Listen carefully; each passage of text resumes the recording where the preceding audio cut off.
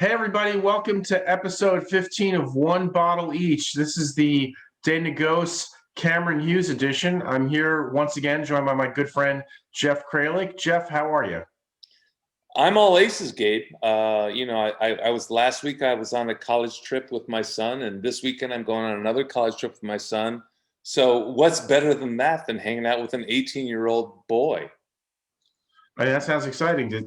Well, last week you were in California, right? I was So you probably got to drink some wine. Where are you going next weekend? Is there wine involved? Cleveland and St. Louis. So I'm gonna say no. Well, every state does have at least one commercial winery, so maybe you could see what's going on in Ohio. Yeah, and also maybe I could like stick sharp pencils up my nose. That might be more enjoyable. You could try that as well. I guess the Cleveland Wine Commission or whatever they're called will probably not be contacting either of us anytime soon. I haven't gotten a text update in some time now. I haven't heard anything from them either. So just a few minutes ago, Jeff and I were on a Zoom tasting with Cameron Hughes.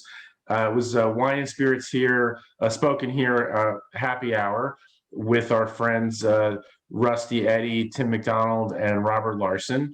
And they had Cameron Hughes on, and Cameron is a modern day American negociant. He started and used to own the Cameron Hughes label, and now he has De Négoce. Jeff, what do you think of the negociant model in general, and how Cameron's applied that to what he does? Well, those are vastly different. Well, two vastly different answers. The first is, being a bit of a francophile that I am, the negociant style or the negociant approach is pretty well established in France, in Burgundy, particular, in Beaujolais with Deboeuf. Even in Champagne, you'll see it from now and again. But in the U.S., my experience is most U.S. people that produce wine either want their name on the label, or want to have nothing to do with it.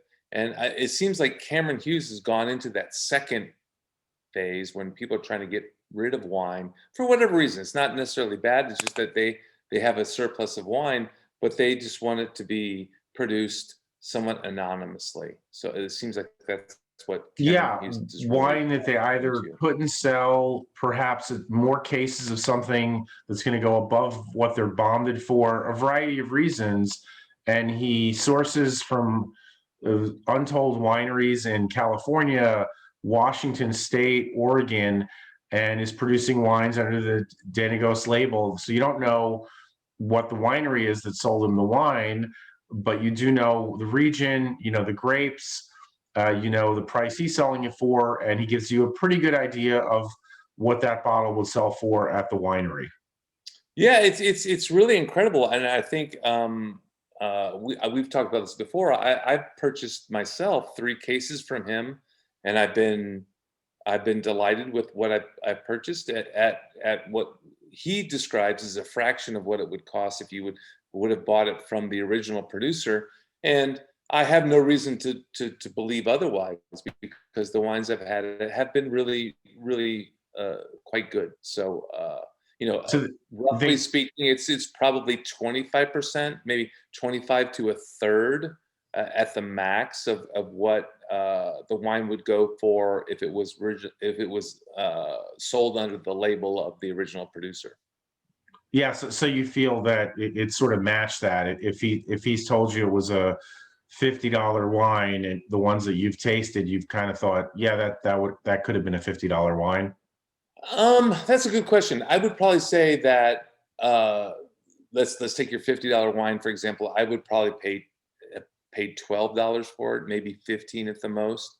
And the way I look at it is this a $15 wine? And I say, heck yeah, it overperforms at this price level. So is it worth $50? That might be a little bit beyond what I'm willing to argue. But is it more than a $15 wine? Well, most certainly. So it lies probably somewhere in between. So you're looking at it as probably, I would imagine, most consumers do. Did I get a good deal for what I paid? You're not so concerned about whether it really matches what the estimate was of the original label wine. You're just like, hey, $15. This was a great deal for me. For $15, I'd buy this again. That kind of thing.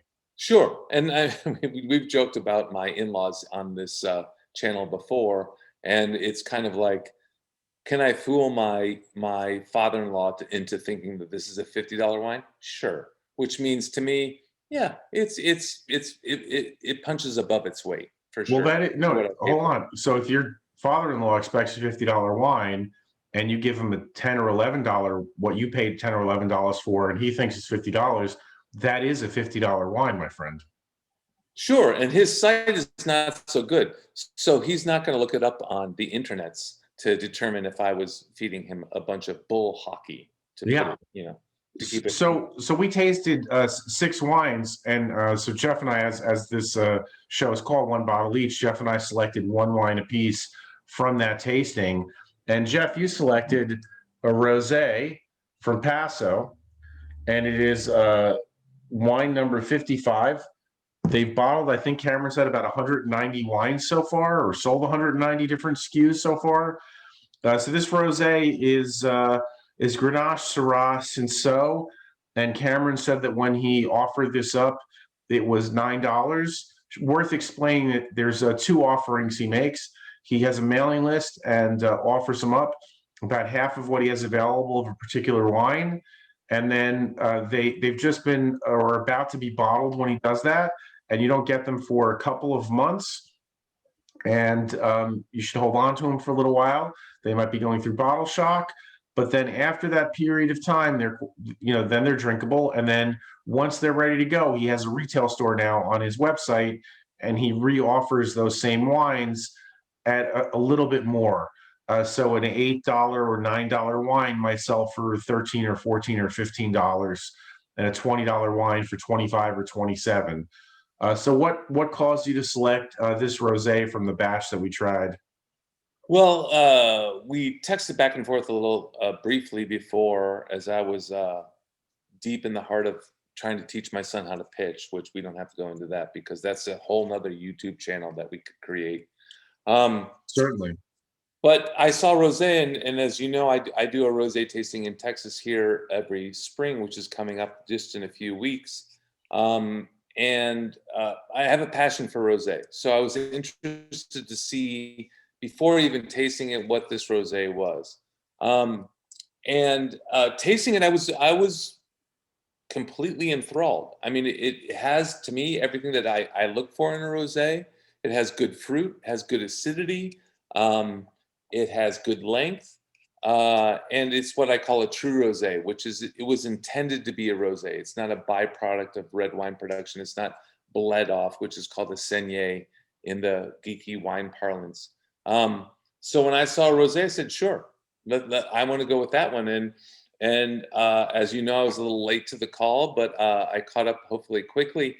And this wine really stood out. It's fruity. It's as I said, tart. It's a wonderful wine. And for the initial release, I think he said it was $9. Correct me if I'm wrong. Yes. Or even at the $15 price point, which is the kind of post. It's kind of it's a little bit confusing even for me, and I like numbers and figuring stuff out. I think it's a deal. I really do. I've been impressed with a lot of Cameron's wines in the Négoce label. And this certainly falls into that category of an impressive wine to me. I'm so there with you. This is right in my rosé sweet spot. Grenache, Shiraz, and so are 3 of the grapes that I look towards for rosé. I love rosés of Pinot Noir too. I love rosés of all sorts of grapes, but these 3 grapes in particular, I really most often find I love wine rosés made from them. And this has got everything you said. The finish is absolutely outstanding. It's got good body and acidity, plenty of fruit. I could drink this all night and be really happy. It's the kind of wine I was saying to a friend of mine the other night. If I was tasting a succession of wines at sort of a formal wine dinner, I would be disappointed that we had to move on from this wine because it's just so tasty. Yeah, I totally agree. And this is the kind of wine, and it almost has become cliche, right? That it's great as an aperitif and also would be great as a meal. but I'm off on another college visit in leaving tomorrow afternoon. And so I'm making my son's favorite dinner, which is carbonara, spaghetti carbonara. And this is going to be fabulous with that. Just straight up fabulous, right? It has enough acidity to cut through that kind of fatty aspect of the carbonara, but also enough fruit to complement the flavors that you experience there. And you could say that about a number of different dishes. It's not a one-trick pony by any means. Absolutely true. It's yeah, absolutely delicious. Red fruit, but it's got, like you said earlier, some tart fruit too that sort of picks up towards the back end of the palate. Really, really delicious. I wish I had jumped on this and gotten, a couple of cases at $9 a bottle. I should have known, but I didn't. But I'm drinking it now, so I'm happy. Yeah, no, I mean, I think you're probably in the same dilemma as I am. Is where do we have plenty of wine already?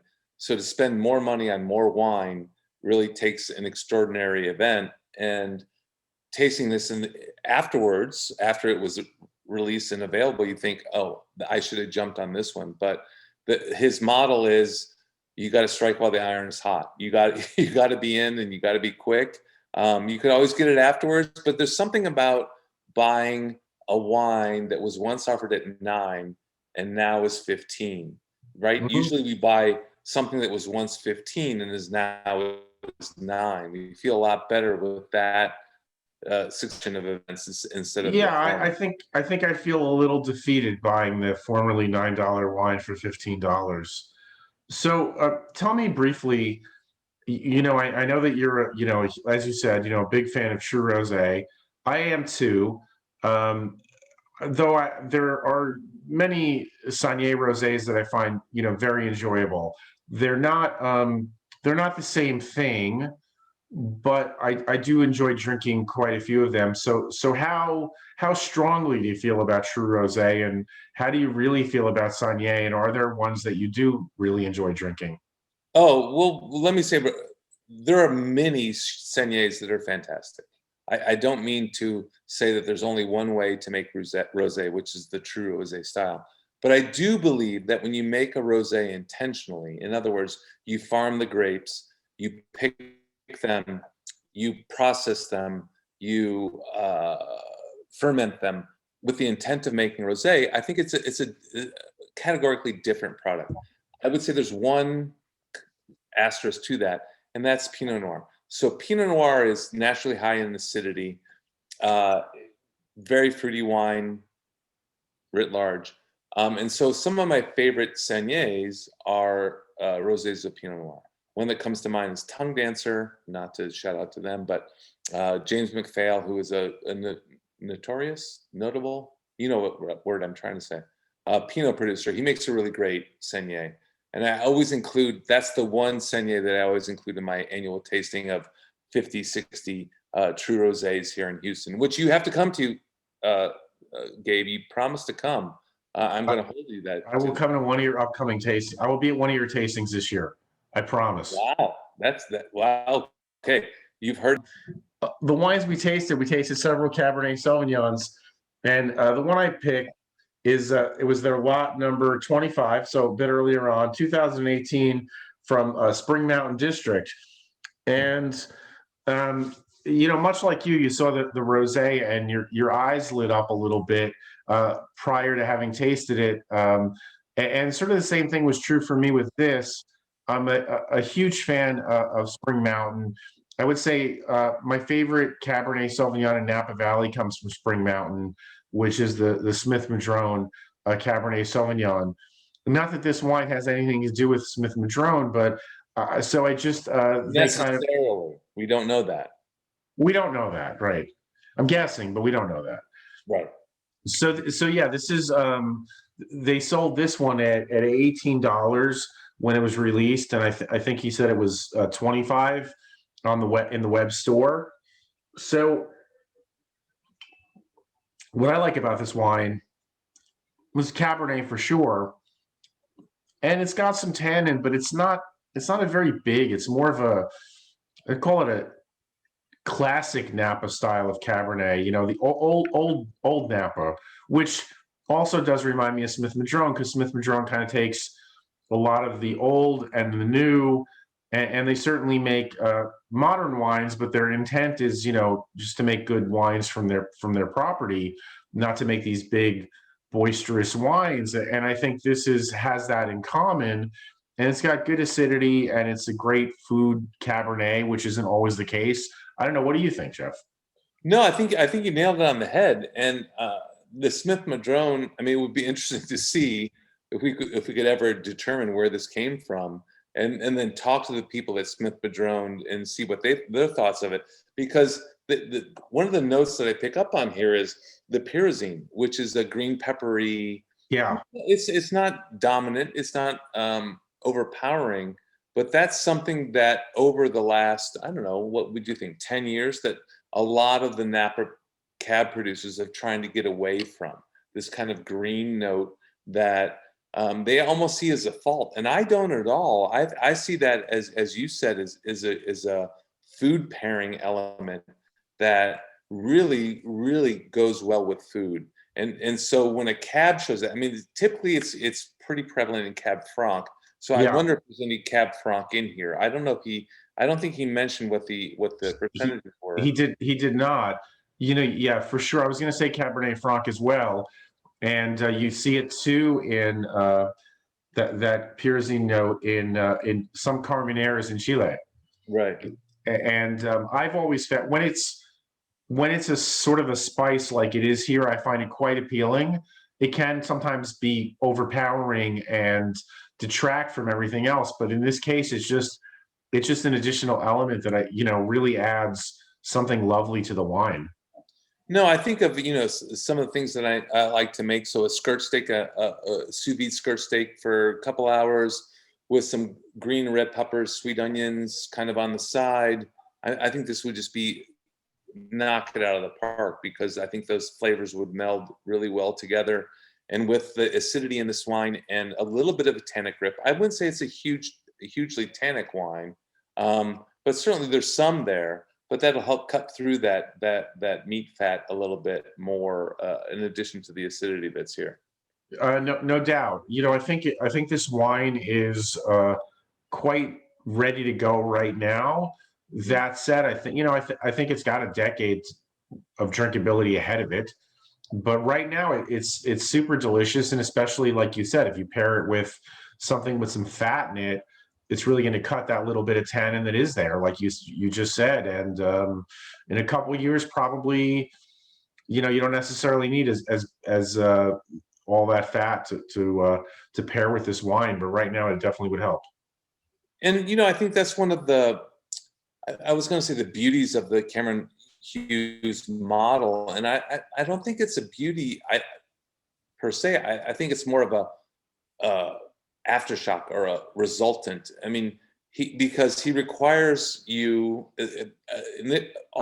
particularly upon release, to buy a case. And so you buy a case of this wine, and you say, okay, I'm going to try one now, and say, you're not going to go through a case in a matter of months. You go through a case in a matter of years, hopefully. And I think you really get a chance to see how this wine would evolve.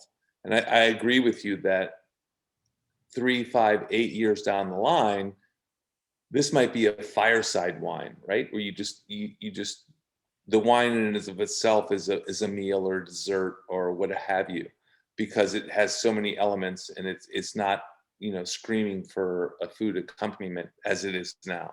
Yeah, it'll be more something. That's a great way to put it. I always like to say, kind of wine where I'm going to sit in the corner and contemplate life, because I'm just drinking the wine, and I'm just thinking about the wine and whatever else is on my mind. But I sort of, one of the things that what you said also made me think of is, really, if you're going to buy these wines, really what you're buying is you're buying into Cameron, and you're buying, you're going to trust that he's going to give you good value.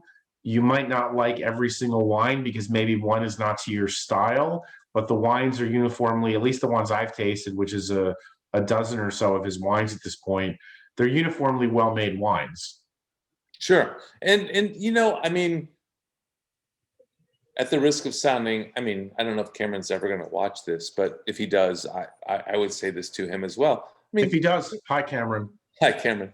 I would love to hang out with Cameron, but he's also a salesman, and that Certainly. there's not. I don't mean to attach a negative connotation to that, but it's certainly. I mean, he's not doing this for the greater good. None of us are really, right? I don't mean to make it sound No. so Yeah, negative, of course. but so he's looking to sell his wines, but to your point, they're all really good. And I almost, at the beginning, I wanted to say, what's this? This is kind of, charlatan. But no, his wines, I mean, I'd hang my hat on every wine of his that I've tried. The thing is, if he doesn't, when I said, you're sort of buying into him. If he doesn't deliver what he says he's going to deliver, he's going to lose people, not necessarily even off his mailing list, but people are going to stop buying, and that's not the case. They're continuing to buy. Why are they continuing to buy? Because the wine arrives, and they find that they're good, or often much better than that values for the price that he's charging, that he's able to charge. And we've talked about before is that, the vast majority of wine today is good. You might not like it. It might not be to your taste, but technically it's good. It's sound. It's well made. And I've asked him a couple times now, and he's never answered, what's the percentage of wines that you turn down? And I don't know what that number is. It has to be, I would imagine, greater than zero and less than 100, right? But that would be an interesting number to know, just from a wine geek. Yeah, it would be. I wouldn't even have any basis to guess a number on that, but it would have to be something. I'm certain there has to be people trying to sell him wine that he's just simply not interested in. Right. I mean, but 190 wines in a year, that seems like a lot to me. I don't know if it seems like a lot to you, but I mean, and we've tasted maybe a dozen at this point, and they've all been on point. Well, some might be a little too young, some might be a little bit not to our liking. Like we've had a Chardonnay that we felt that was maybe a little oaky for our taste, but that there's certainly a market for that. Hello, Rombauer.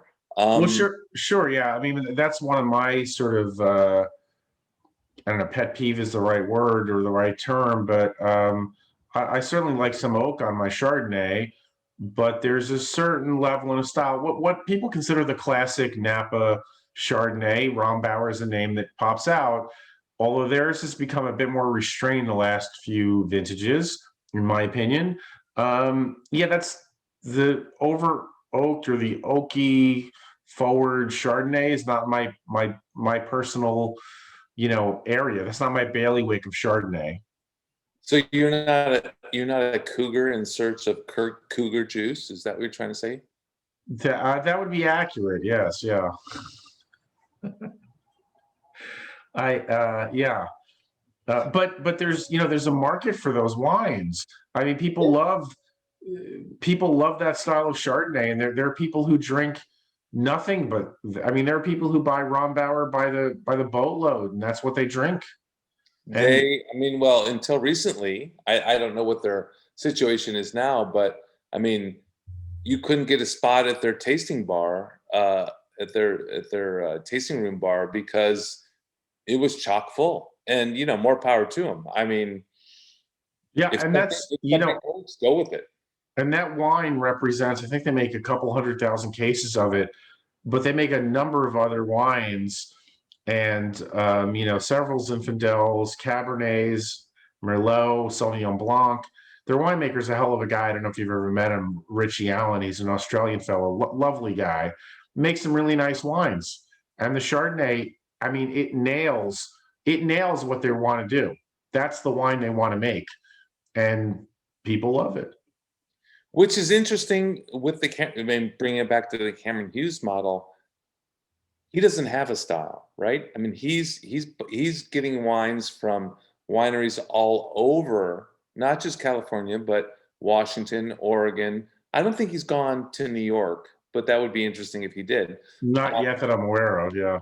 But he's taking the style of the winery from which he gets the wines and, crafting it, I guess, a little bit to his own liking. But he's a little bit at the whim of the winemakers, right? Like we tasted a Chardonnay tonight that we both agreed was probably not our style, but we could see how that is the style that people would appreciate. Sure. Well, so to me then his challenge is, and see, this is good because he then, especially now with his web store, he has hopefully for him something for everybody. But his greatest challenge, perhaps, in selling wine is appropriately describing the wine so that the person who likes the classic Napa Chardonnay knows which one to buy, and the person who likes maybe the Chardonnay that's more inspired by Chablis knows which one to buy, from what he has, assuming he's got both in his store. So that to me is one of his bigger challenges. Right. And to your point, does he know that? Which is, I don't know if he does. And so I would imagine, a little contrary to your point, there might be a significant number of his clientele that just says, Cameron made it, I'm in. I don't know. And that's great to have, right? I mean, you're willing to get on that bus no matter where it's going. And that would be interesting to see if that's the case. Well, it would be fascinating. And with, coming up on 200 different bottlings of wine, I think he said sometime next month, if there's a person out there who's literally doing that, I mean, man, they're going to have some party at their house with all that wine. Yeah, there's a friend of ours who lives in our neighborhood, and as a result of one of the blog posts that I posted about Cameron, he bought, I want to say 8 cases of Cabernet. And so he came to me at some point and says, do you want to trade any Cabernet for, whatever you have? And I was like, no, well, I have Pinot. I have a case of Pinot. So I bought a case of Pinot, case of Chard, and a case of Cabernet from Cameron Hughes, mostly for my father-in-law. Yeah. Now, I don't want to trade some of my acid high, Chardonnay and Pinot for Cabernet, but I'll try to see if there are people who might.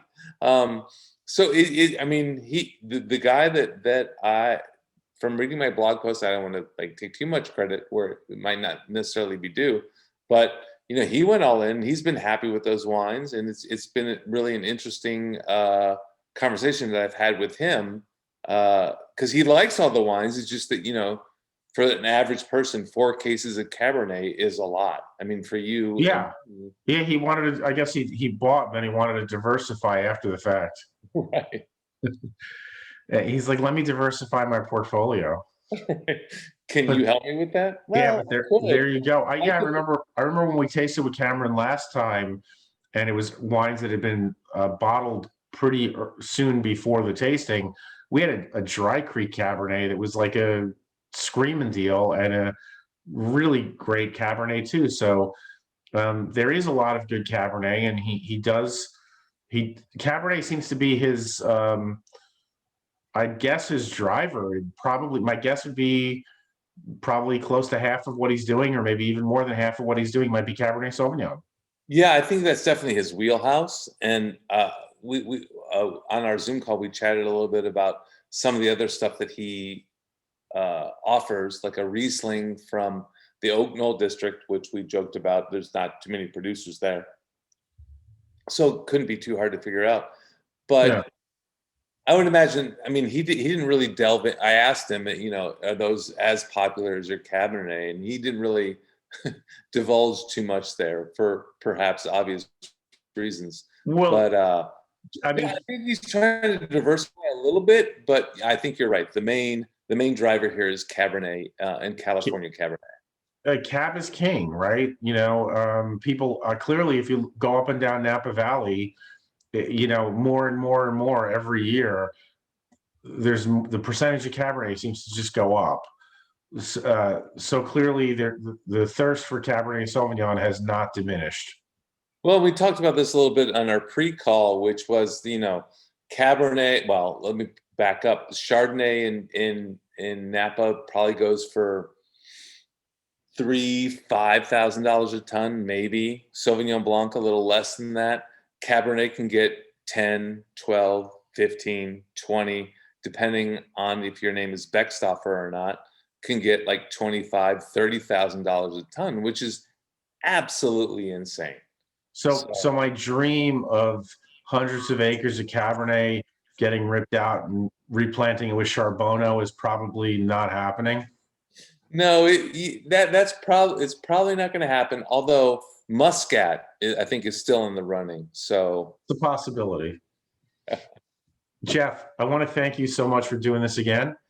no, I mean, hey, Gabe, anytime you call and want to do a, one bottle each, I am all in. I have a little bit of rosé. You have a little bit of your cab. So Yeah. chin chin. Chin chin. Hopefully we'll see each other in person again soon.